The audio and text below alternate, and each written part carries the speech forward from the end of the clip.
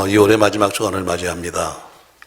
매주마다 코로나19로 인해서 마음을 졸이면서 이번 주일은 또 어떻게 변화가 있을까 하면서 근심하는 가운데 벌써 봄에 입구해 왔습니다.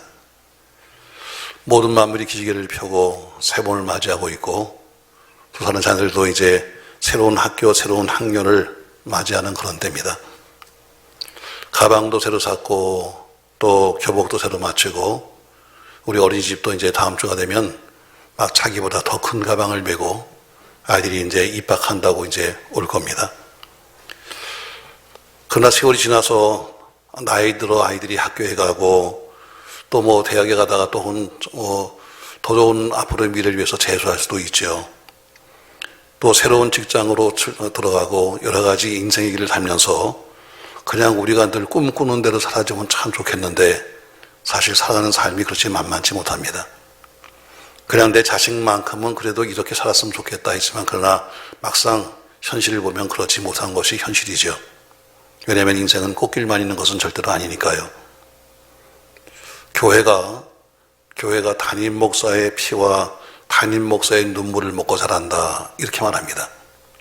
그처럼 자녀들은 그 나이가 어리든 나이가 많든 모든 자녀들은 부모의 눈물과 부모의 땀으로 자라는 겁니다. 아이들이 응애하고 태어나니까 아이들이 저절로 자라는 아이를 봤습니까, 여러분? 물론 아이들이 키는 자랄 수 있습니다. 그냥 세월이 지나면 키는 자랄 수 있어요. 또 세월이 지나가면 몸무게도 늘어날 수 있습니다. 그러나 사람다운 사람으로 정상적인 사인으로 성장하려면 부모의 기도와 세상적인 교육에 보살핌이 없이는 될 수가 없는 겁니다. 예수님이 십자가를 지시고 이제 죽음의 마지막 행진을 하고 계십니다. 그런데 많은 사람들이 예수님 뒤를 따라가는데 특별히 많은 여인들이 예수님의 뒤를 따라왔습니다. 그들이 모두가 가슴을 치고 울면서 이제 십자가의 처형을 받으러 가는 예수님 뒤에서 울고 가는데 예수님께서는 그들에게 이렇게 말씀하셨습니다. 누가복음 23장 26절 이하의 말씀을 같이 읽겠습니다. 그들이 예수를 끌고 갈 때에 시몬이라는 구레네 사람이 시골에서 오는 것을 붙들어 그에게 십자가를 지워 예수를 따르게 하더라. 또 백성과 및 그를 위하여 가슴을 치며 슬피 우는 여자의 큰 무리가 따라오는지라. 예수께서 돌이켜 그들을 향하여 이르시되 예루살렘의 딸들아 나를 위해 울지 말고 너희와 너희 자녀를 위하여 울라. 아멘. 그렇습니다, 여러분. 예수님의 십자가의 처형의 길을 가면서 뒤에서 안타까워서 가슴을 치고 울며 따라가는 여인들에게 말하기를 너 나에게 울지 마라. 나에게 울지 말고 너와 내 자식을 위해서 울라고 말씀하신 것처럼 바로 지금이 우리 자신과 우리 부모와 우리 자녀를 위해서 울 때입니다. 예루살렘의 여인들이 가슴을 치면서 슬피 울었던 것처럼 우리가 지금 현재 이 나라가 되어지는 일들, 머리만 커갈 뿐 속절없이 우리 자녀들의 미래를 위해서 그냥 머리가 커지면 다 미래가 열리면 좋겠는데 머리는 커졌지만 그러나 미래가 캄캄한 우리를 바라보면서 또 마지막 시대는 가까우는데 우리에게 죽음의 때는 가까우고 있는데 전혀 의식도 하지 못한 채 죽음의 불을, 지옥의 불을 향해서 달려들어가는 우리의 부모나 형제나 혹은 사는 가족들을 위해서 우리가 가슴을 치며 울며 기도할 때입니다. 성경에는 예수님이 했던 기도가 기도의 행적이 여러 군데 기록되어 있습니다. 예수님은 때를 가리지 않으셨습니다. 특별히 장소를 가리지 않으셨습니다. 예수님은 산에서도 기도하셨고 집에서도 기도하셨고 때로는 심지어 풍랑이 있는 바다에서 배 안에서도 기도하셨습니다. 그러나 특별히 성전에서 드리는 기도를 중시하면서 마가복음 10장 17절 말씀에는 이렇게 말씀했습니다. 내 집은 만민이 기도하는 집이다 이렇게 말씀했습니다. 다시 말해 하나님의 성전은 만민이 기도하는 집이라고 말씀하신 거죠. 또 하나님께서도 마찬가지로 성전 기도를 중시하시면서 오늘 본문 역대하 7장 15절 말씀에서 이렇게 말씀하고 있어요. 이제 이곳에서 하는 기도에 내가 눈을 들고 귀를 기울이니. 이곳이 어디입니까? 성전입니다. 너희가 성전에서 하는 기도를 할 때 내가 눈을 들고 귀를 기울이겠다. 그 이유가 뭐냐? 이는 내가 이미 성전을 택하고 거룩하게 하여 내 이름을 여기에 영원히 있게 하였습니다. 내 눈과 내 마음이 항상 여기에 있으리라. 내 눈과 내 마음, 우리 하나님의 가장 큰 관심이 어디 있는가? 바로 여기에 있다. 이렇게 말씀합니다. 여러분, 기도가 뭡니까? 여러분, 교회 속에서 늘 기도하는데 기도가 뭡니까?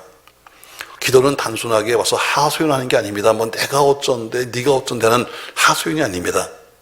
자기 욕심을 이루는 돌파구가 아닙니다. 하나님과의 친밀한 관계 속에서 이루어지는 영적 행동이 기도고 또 하나님과의 소통이 기도입니다.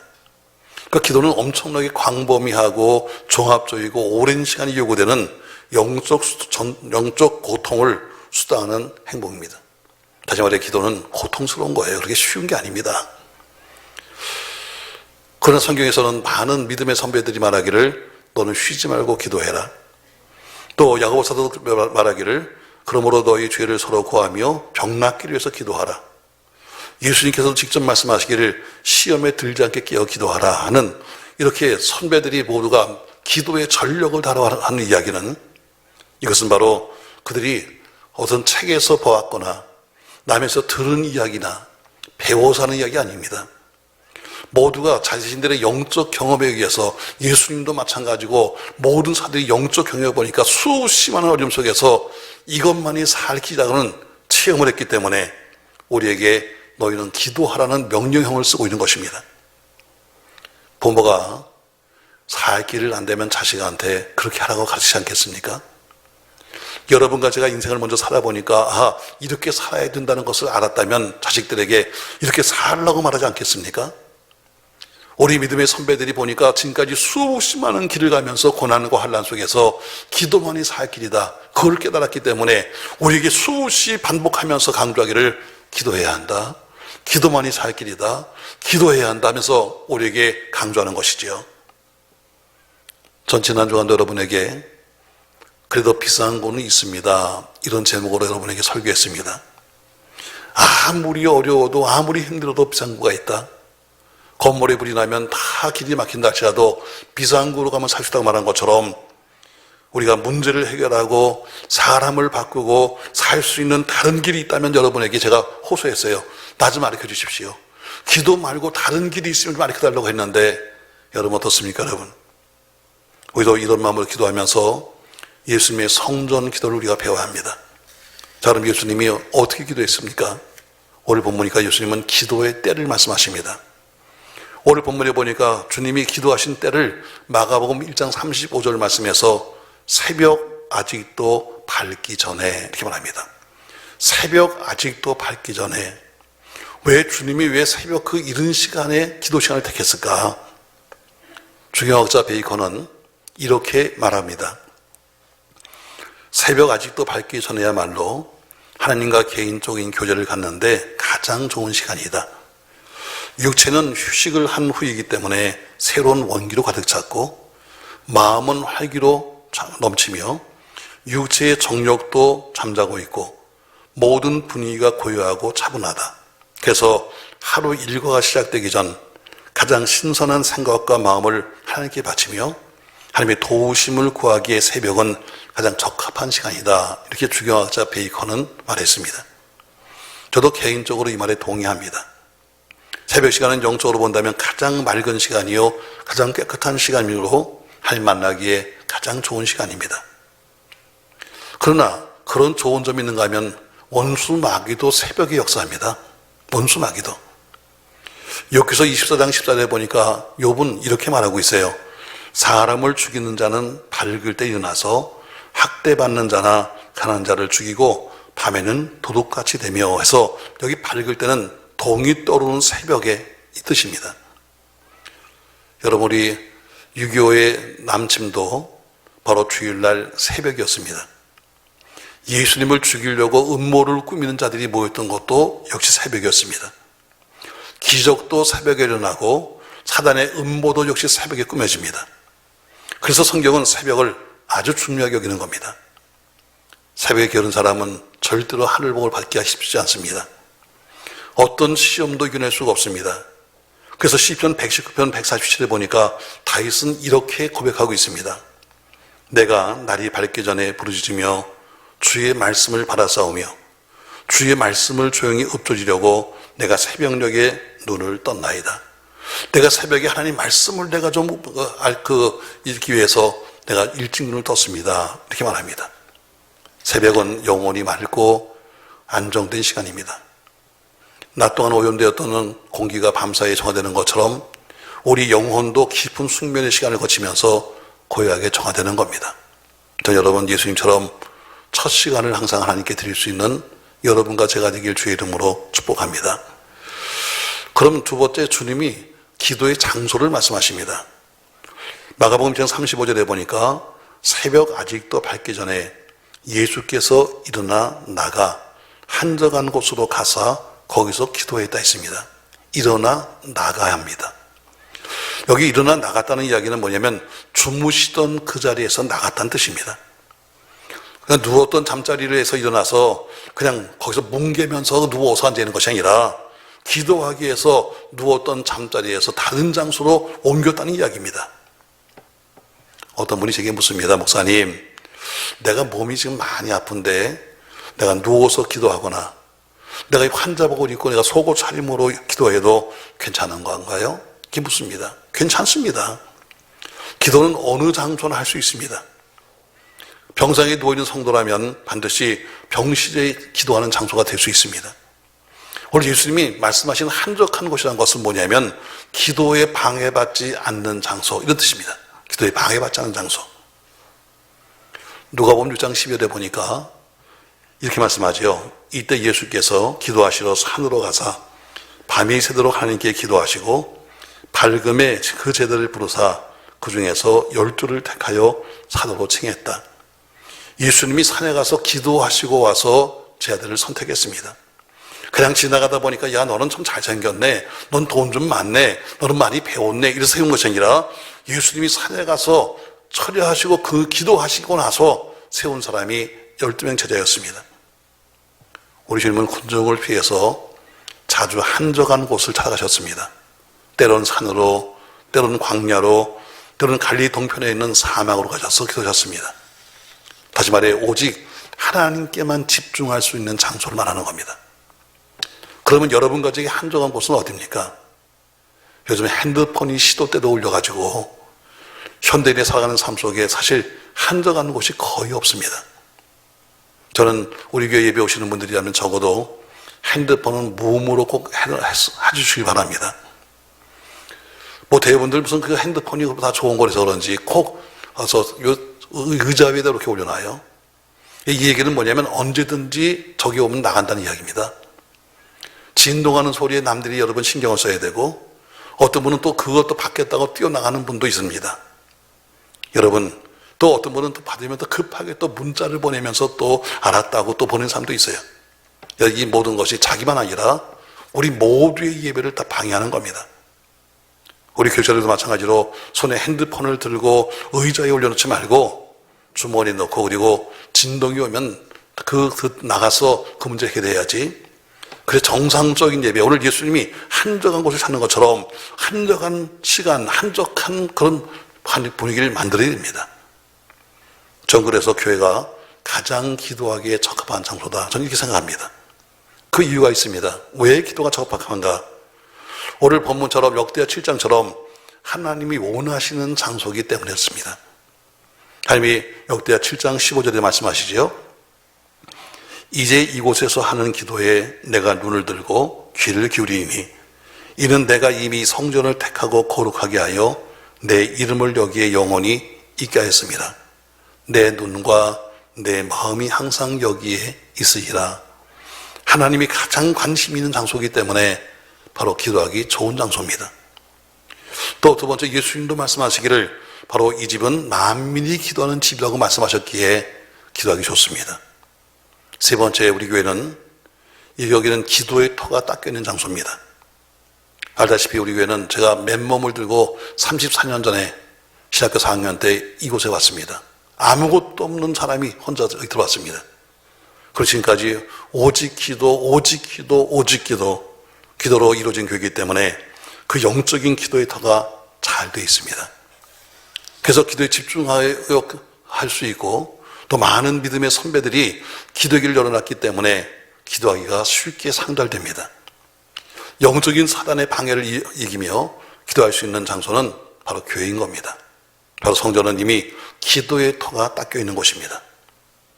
자, 그럼 예수님께서 오늘 한적한 곳에 나가서 기도하셨는데, 그러면 기도한 목적이 뭡니까? 여러분과 제가 기도하는 목적이 뭐고, 이번 특별 새벽 기도의 목적이 뭐고, 목적이 뭡니까, 여러분? 자, 오늘 예수님을 찾아옵니다, 제자들이. 오늘 본문에 보니까 와서 그래요. 예수님, 남들이 다 찾습니다. 어디 가셨냐고 찾고 가시네요. 했더니 예수님께서 38절 말씀에 이렇게 말합니다. 이르시되, 우리가 다른 가까운 마을로 가자. 거기서도 전도하리니 내가 이를 위하여 왔노라 하시고, 이에 온 갈릴리 다니시며 그들의 여러 회당에서 전도하시고 또 귀신들을 내쫓았다 이랬습니다. 우리 구절 속의 새벽, 예수님께서 새벽 미명에 기도하신 이유를 정확히 말씀하고 있습니다. 내가 왜 새벽 미명에 한적한 데서 기도했는지 아니? 바로 예수님은 전도하고 병 고치고 귀신을 내어쫓는 그 힘을 얻으시기 위해서 전심으로 기도했다는 겁니다. 결국 예수님께서도 기도로 하나님의 능력을 받아서 사역하셨고 영적인 재충만을 위해서 기도하신 겁니다.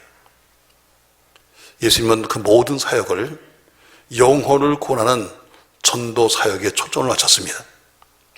멸망의 길로 가는 사람들을 건져내서 영과 육을 온전하게 회복시키는 바로 전도의 일을 위해서 오셨다라고 분명히 오신 목적을 말씀했습니다.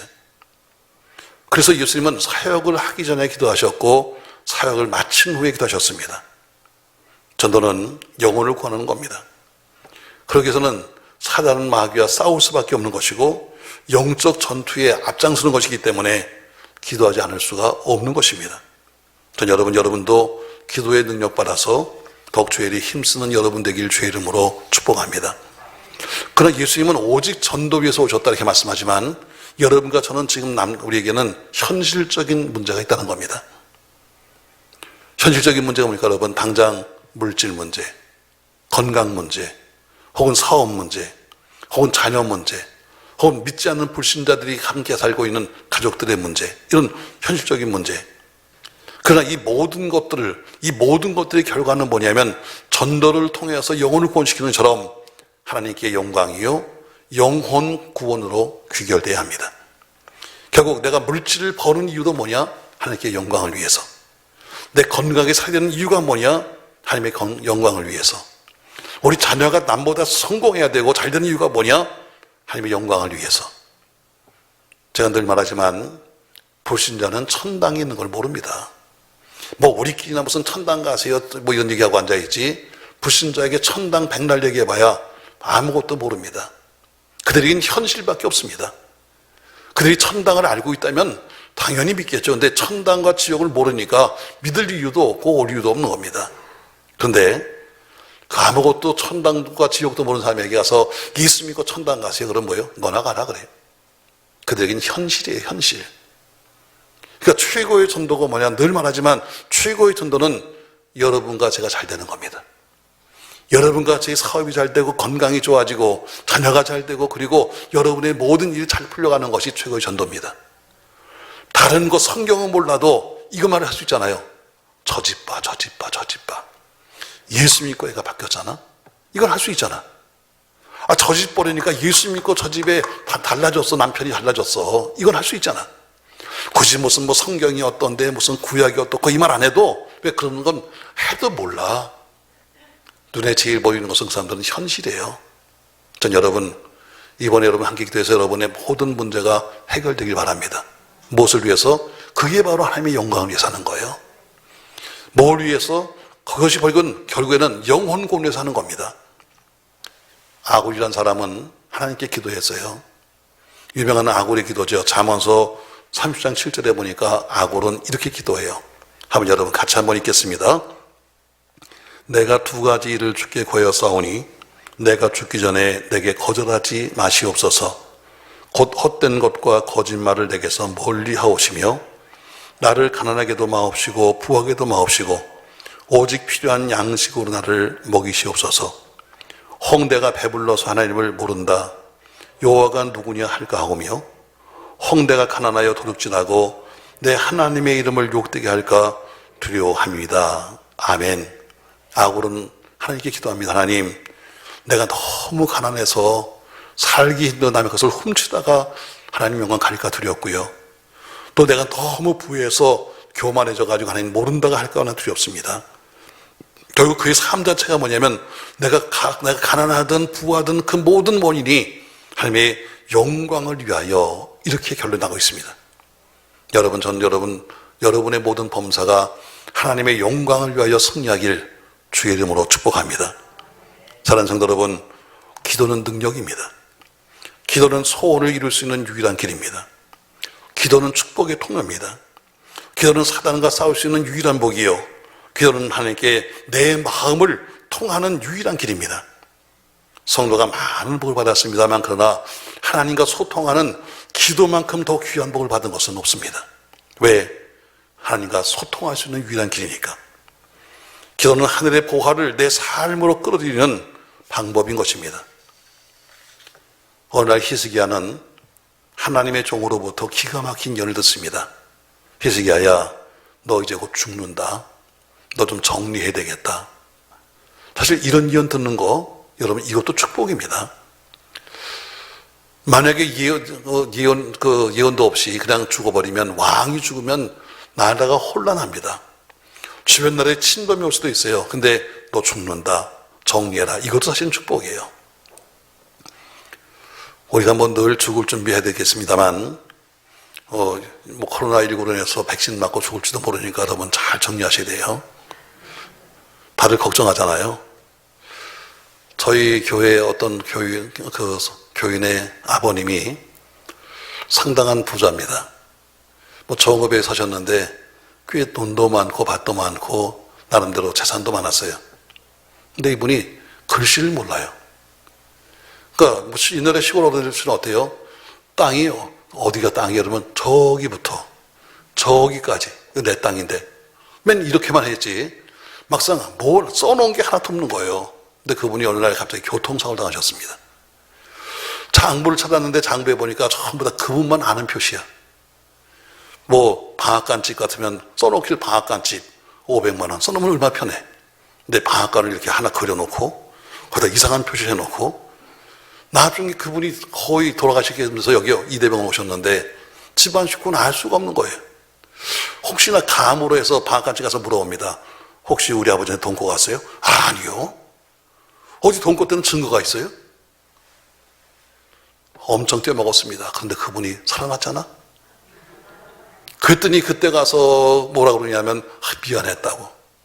여러분, 오늘 히스기야는 복을 받았어요. 어떤 복이냐? 비록 죽음을 당한다 할지라도 하나님이 알리는 거예요.